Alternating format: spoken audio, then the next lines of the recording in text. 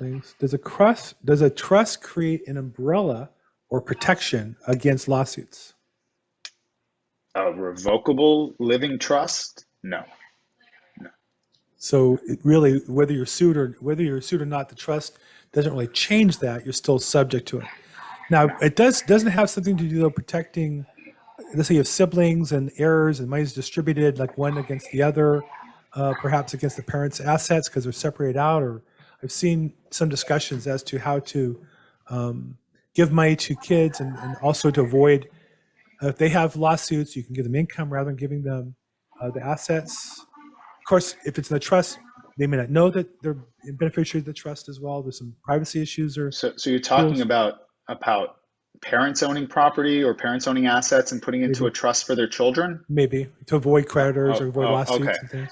So you have to understand the main concept, which is if you have a revocable living trust, you're not doing asset protection. Asset protection is something else. There's different kinds of trusts that help you with asset protection, and there's also asset protection is like a buzzword, right? It's like, oh yeah, I want asset protection. Well, asset protection could be seen as, oh, I want to avoid the courts and probate, and when someone passes away, so that's the living trust portion.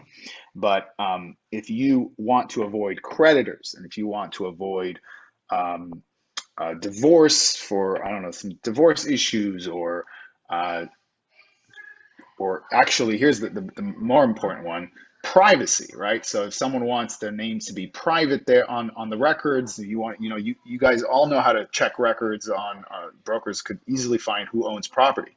But if you see ABC trust owning the property, and the person in charge of the ABC trust is the XYZ LLC, and there's nothing to associate. You guys have all been there. You're trying to find the owner, trying to contact the owner. You guys Right, can't because right. it's done properly. It's done called what we call a privacy element of this asset protection.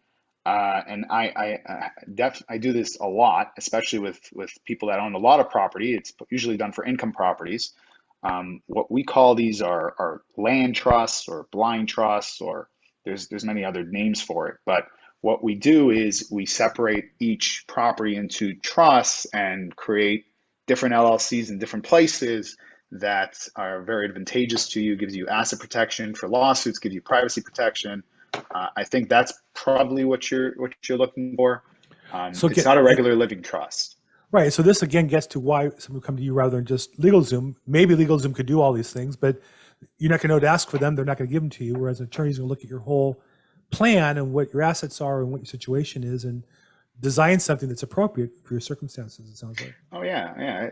Each person, depending on what you own and your family dynamics, your son and daughter, how much you guys, what kind of relationship do you have with them? It's all going to drive my work. So yeah, there's almost never the same trust for the same people. It's always there's some sort of tweak in each one.